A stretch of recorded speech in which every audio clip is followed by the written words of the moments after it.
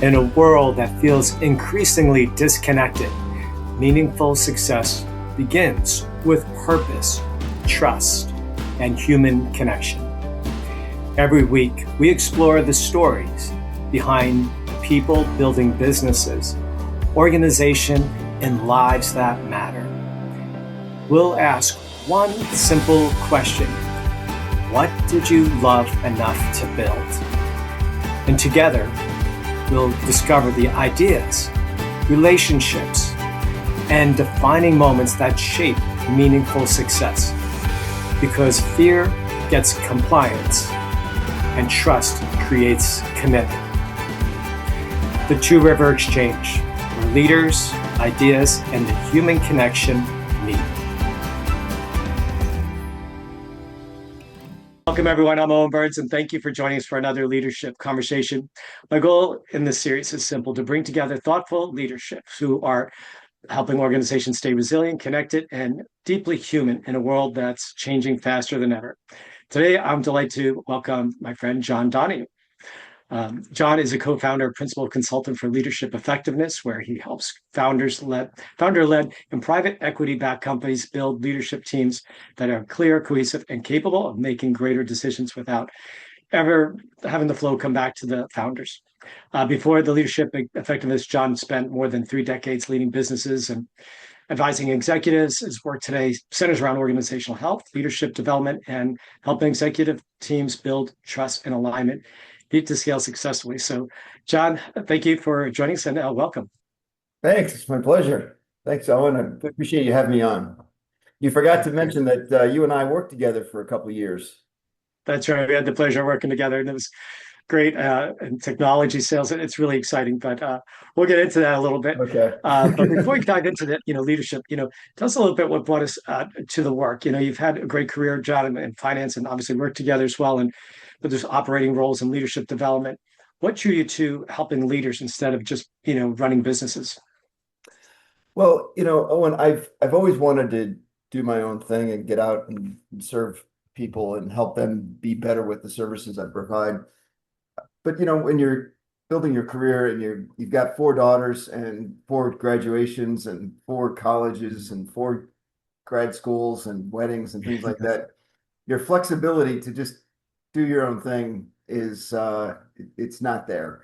But I had the opportunity about 2 years ago when I was between opportunities and looking for something to do. Good friend of mine who is a leadership consultant and has been very successful introduced me to the principles of Patrick Lencioni and his books and his podcasts and his methodology and philosophy. And I just fell in love with it. And I just think it's such a great approach. It's simple, it's hard to do, but it's simple to understand and apply. You just have to be consistent. And the progress I've seen with leaders and their teams evolve because of the work we do is just tremendous. And so that's what really got me going in this area. Love that. And I'd love to look more into that. We'll put some of those comments into the chat so people can find more information about that. But Sure. you've been, worked with founders and executive teams. What are you seeing in leaders today that really concerns you most? Selfishness, basically out for themselves. It's all about I or me, not we or us. And when you're selfish, you don't build teams around you. You don't build people that want to work well for you. And you basically the teams wither under your leadership when it's all about you. And if you create a team that's all about we and us and what we're trying to accomplish, and it's built on real, true vulnerability-based trust, where people know how everyone presents themselves, where they succeed and flourish, where they have challenges and issues, and everyone's open and clear about it, it brings out tremendous performance acceleration. And it's just, I think anyone that's watching this podcast think about their own career. The difference between working for a servant leader that's enlightened, that really cares about his or her team being successful versus someone who's selfish, possibly narcissistic, or focused on their own leadership and growth. How well do you what is the difference in your performance and commitment between those two different people?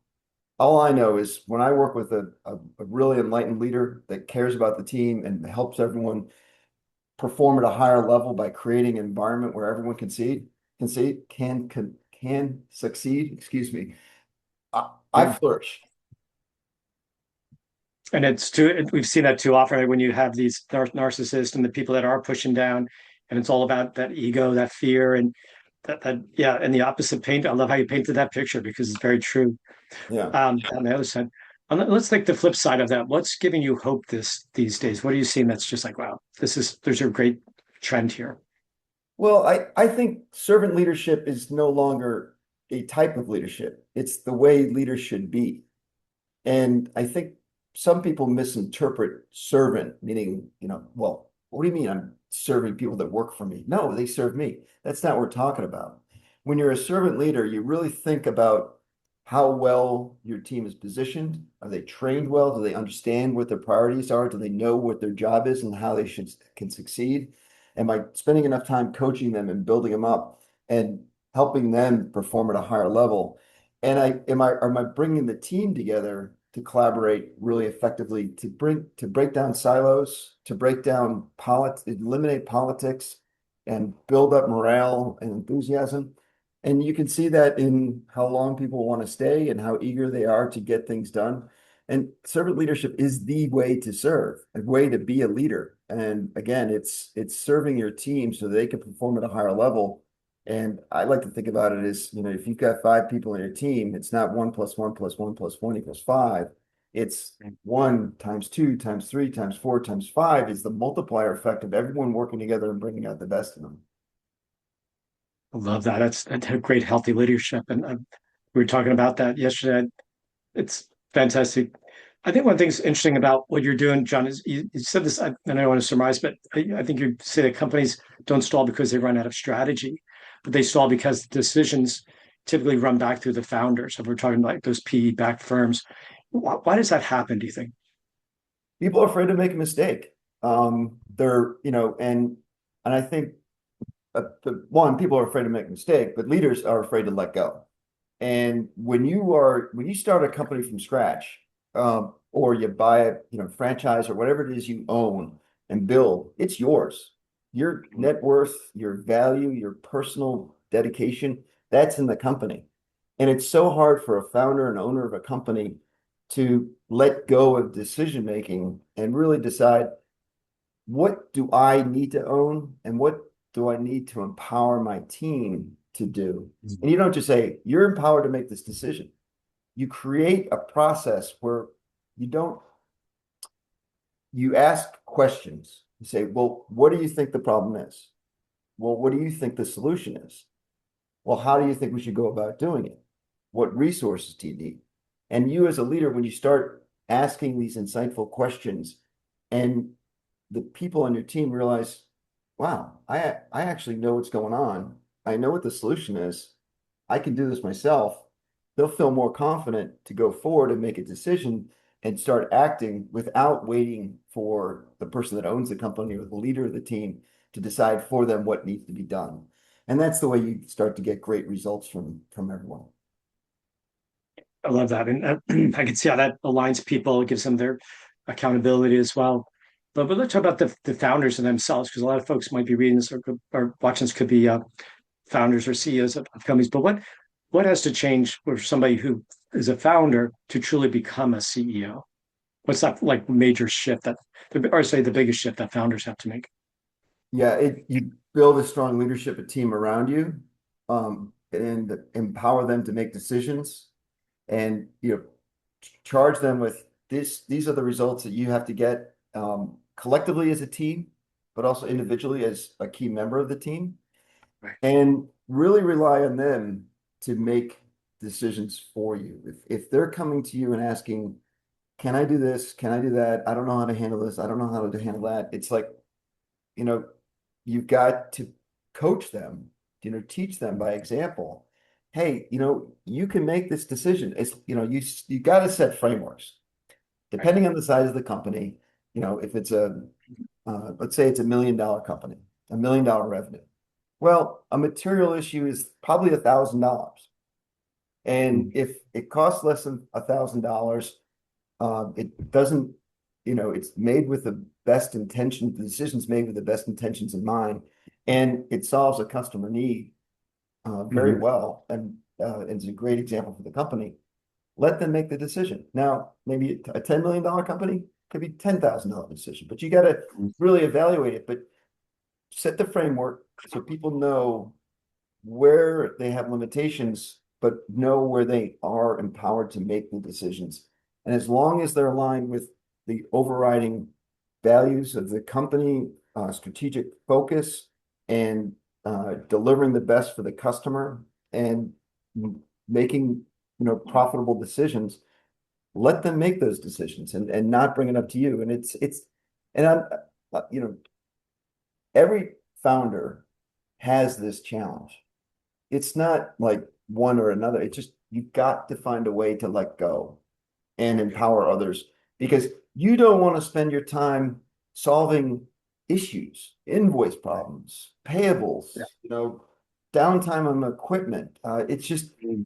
vendor management. These are all things that someone else should be doing. So you can focus on how do I grow this business? How do I Right. launch new tangential products and services that create Mhm. more value for my customers? Who should I be partnering with? And are there acquisitions out there that I should be taking a look at to really grow the business and deal with those things that take the company to the next level, not kind of tread water where it's currently existing? I love that. And that kind of leads me to the concept, because I think imagine trust is a big part of that. And it's the center of Mhm. a lot of what you do. I know that's you talk a lot about that, but how do leaders intentionally build that trust inside of that executive team? Well, um, what we do, we start out with trust exercises and how leaders uh, build trust. Well, they are the most vulnerable and the most open, and they recognize, well, all leaders, they've got some great strengths, and they should be proud of that, and and use those strengths to make the company more effective. They have to be self-aware that they just have gaps. If you're a sales Right. focused guy, you don't know Yep. operations that well. If you're a finance operating guy, you don't know sales well. It's okay. I mean, you don't have to know everything, but you have to know where you lead and build people around you that fill those gaps. So again, it starts out with awareness, self-awareness, knowing their strengths, but also knowing their challenges and frustrations that they need help with, being honest and candid with their team about those strengths, not using the weaknesses as an excuse. Oh, I can't do this. You do it because I'm not good at it. Right. No, I need your help. Let's do it together. Let's work on it. And they also have to be the most vulnerable in the beginning. Mhm. They have to be candid, how they grew up, where, interactions with their parents, interactions with their brothers and sisters, challenges they had in high school and college, and other adversity that they've gone through and how they overcame it. They're not ashamed of it. It's part of their story and they're open about it. And that allows other people to be more open about what they're good at and where they can play the best role in the company and where they've got development needs that they want to work on and ask for the assistance either from the leader of the team or colleagues within the team. Being vulnerable and understanding those gaps, it sounds like it gives permission the other folks to have that permission to do the same. Yeah. So, And believe well, me, uh, if a leader has gaps, the people mm, that work for him know it. And if they that's don't right. admit it and they don't work on it, That's true. it's not going to help. They're going to know it. Yeah. Yeah. So let's on that part, let's think about what in your, when you think about your philosophy on leadership, but what has changed over the past decade? And we've seen a lot of changes, but is there anything that's changed that you in your philosophy on leadership? Well, oh, my philosophy on leadership, Yeah. everything.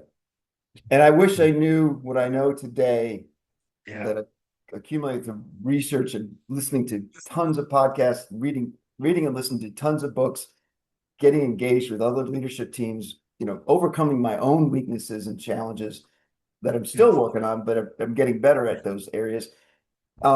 Is it's all about the team. It's a leader. It's not about you. hero leadership is in a war, in a crisis. Yeah, a hero leadership is needed. You got to act quickly. You got to get things done. You got to, attack a crisis. Mhm. But running a business, running a team, growing a company, growing an organization, you, leader, are not going to get anything done unless you have, depending on the size of the company, anywhere between 5 and 15 people around you to help you get it done. Right. And if you're not working on those relationships and not building that team, you may be semi-successful, but you will not be as successful as your potential. That's That's right. that's a huge thing. And I have to tell you, I look back on when I was a young executive, especially GE, where I really wanted to, Yes. you know, I wanted to be the next CEO of at least a business Yeah. unit, if not the entire company. I Right. stepped on so many people and I was all about me, me, me, me. And my ego was so huge. And I was just like, oh, I'm embarrassed to think about how I acted. And, and not always, but Right. in your all of your strengths used in excess are weaknesses, and Right. you make mistakes, you do stupid things, you're trying to protect yourself, you're trying to promote yourself, and it's all about you, and you just let that go. Yeah. That's my biggest. Let go of your insecurities, let go of yourself and your individual focus. Build a team around you, even if you're not a leader. Build a team around you, colleagues, people that support you, the secretaries, office people, anyone. Just build a coalition around you and be be the leader you want to be in the role you are today, not wait for you to be ordained a leader and then become one. Love that. Love that. I know it's we're right there talking about. I think yesterday we were saying something about your grandfather believed in leadership is measured by what you build in other people, and Service. I've like a beautiful idea, and you can see how that's shaped your leadership. That's fantastic. Yeah. Well, let's shift a little bit. We were talking about AI as well, a little bit the discussion, just because it's changing, so much in our world. And from your perspective, what's become even more important about leadership as technology just seems to be accelerating like crazy? Well, listen, I'm Gen X. My first summer internship, I worked as an accountant in a former division of RCA, which got acquired by Wow. GE. Long time ago. I'm dating myself, but it was a Right. summer internship. I used 13 column notepads to track the costs of different projects. That's where I started my career. We had blue screens and green screens and all that stuff and word pro. It was just Wow. Yeah. you know Remember that. and then you go through desktop computers, a laptop, mainframes and the cloud and digitization and the internet, all of these things, everything it had was disruptive. Yeah. AI is going to be disruptive, but the what I don't believe is AI is going to destroy jobs. It will destroy certain roles that are no longer needed, Mhm. and eliminate that. But it will create more opportunities for other people in many other different areas. Yeah. So yes, companies that say we are firing a bunch of people because we're using AI to automate processes and eliminate work, they're full of it. They're not doing it. They're just using AI as a PR tool to get a higher stock price because uh, investment analysts are saying, "Oh, they're using AI. That's great. They're going to get a lot of productivity. Let's raise their stock Right. price by a multiple." But it's not happening. Mhm. And I always look at it as a sample size of one. Yeah. I've got partners I work with and people I work with and vendors and things like that, but I'm essentially a team of one. I'm a solopreneur.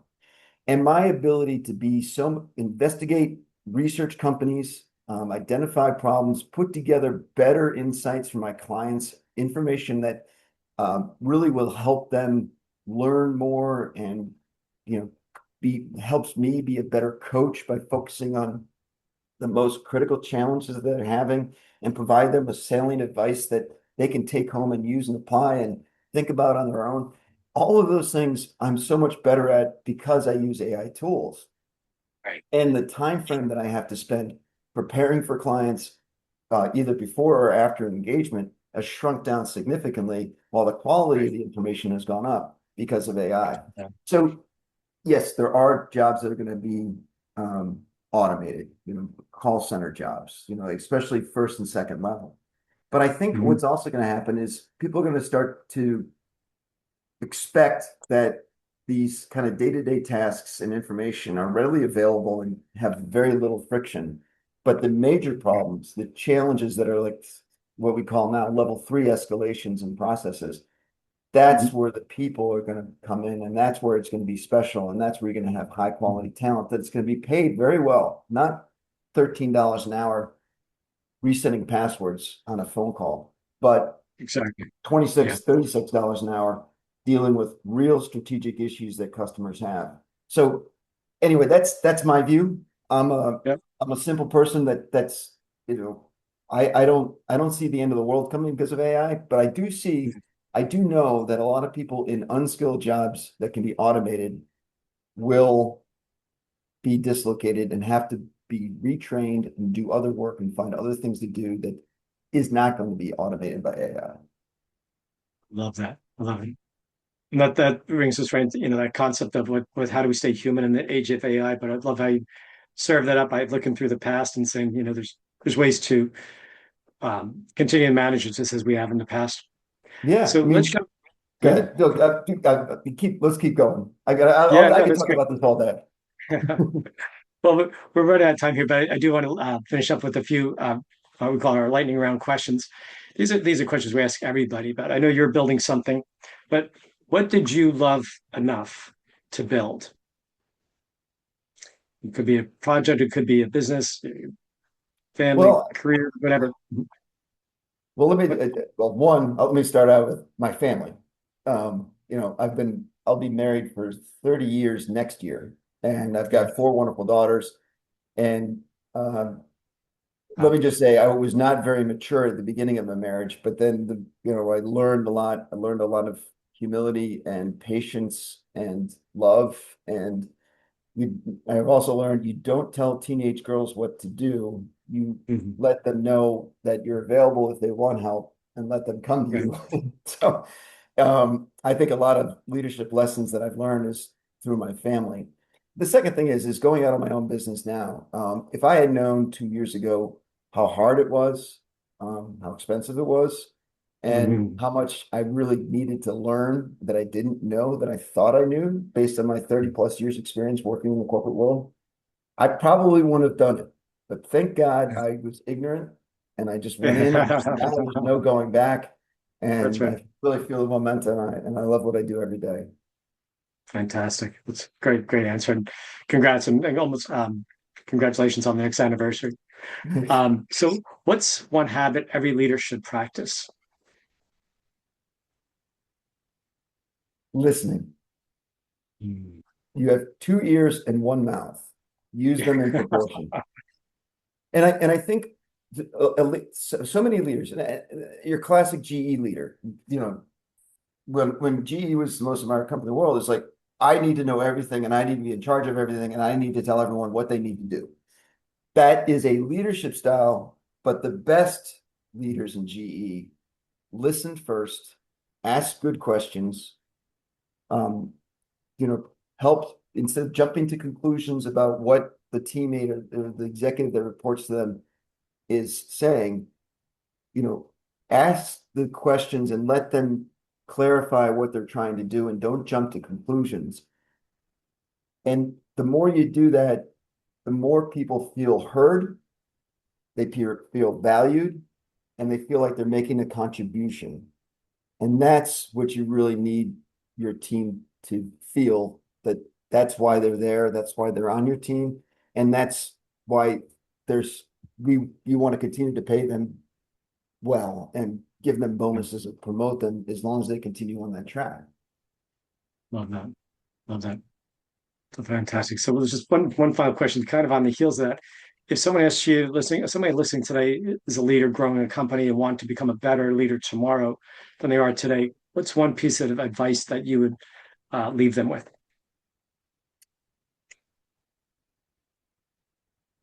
I would, well, couple things. I mean, there's a lot of things to do. If you really want to be Right. better, ask your team. And maybe it's in confidence, one-on-one, but it's got to be an interesting environment. But also ask your peers, ask people that are around you, people that give you, ask your spouse. They'll tell you what's wrong Yeah, with you and what you need to that's do to right. be a Yeah. better leader. Um, Right. ask your teenage kids, anyone it is, and think about, there's plenty of assessments out there. Like Myers-Briggs, there's DISCs, there's Enneagram, there's Working Genius, there's Strengths Finder. Take all of those different tests and be listen to what you're good at, but know that whatever you're good at in excess is a weakness, and know what you're not True. that good at and what you need to work on. You don't have to be good at everything, but just True. recognize where, for me, discernment is always been an issue because I'm a real positive, outgoing kind of sales growth, business development kind of guy. And I'm always like, we'll fix that problem. Don't worry about it. It's going to happen. Yeah. Let's get over that problem. But if I had just taken more time to listen to people that raised problems, raised issues, like my wife, Yeah. and spent time making sure that we've got uh, a way to mitigate those risks or address them as they arise, I'd be much more effective. Now, that's my that's my frustration. So I need to surround myself with people that get into the details, that look at the problems, raise red flags, tell me where the issues are going to be before we start getting moving forward. And I really embrace them. But you want me to, you got to finish initiative that you want to get done. I'll pull a bunch of people together. I'll rally them to get things going. I'll build a project plan. I'll get it executed. I'll won't stop until it's completely done. That's my strength. But Yeah. again, that strength in excess, I could be a real pain in the butt.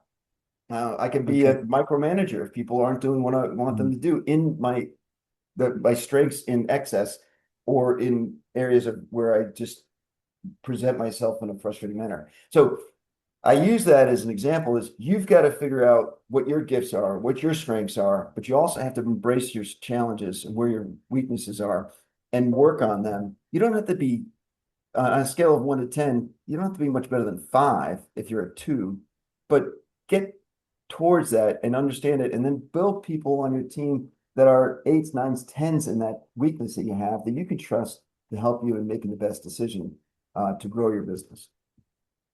I don't Love know if that. that's That's good. hopefully that is helpful, Owen. I think it's great, really great wisdom, and thank you for sharing that. There's a lot of great comments, and thank you for being generous with your wisdom and information. But that said, I appreciate you. All this information is going to help leaders and build organizations where people and business can truly thrive. So, thank you so much for spending time with us today. And for our listeners, and if you enjoyed today's conversation, please like or subscribe in this episode. And someone who cares about building stronger teams or leader helping organizations, give us a shout. You can learn more about John Donahue and leadership effectiveness through his LinkedIn profile or the website. We'll put it in the chat below. And if today's conversation sparked an idea or challenged your thinking, we'd love to hear from you. So until next time, I'm Owen Burns. Thanks for joining us. And remember, leadership isn't just about achieving results, it's about building people who achieve them together. Great. Thanks, Owen.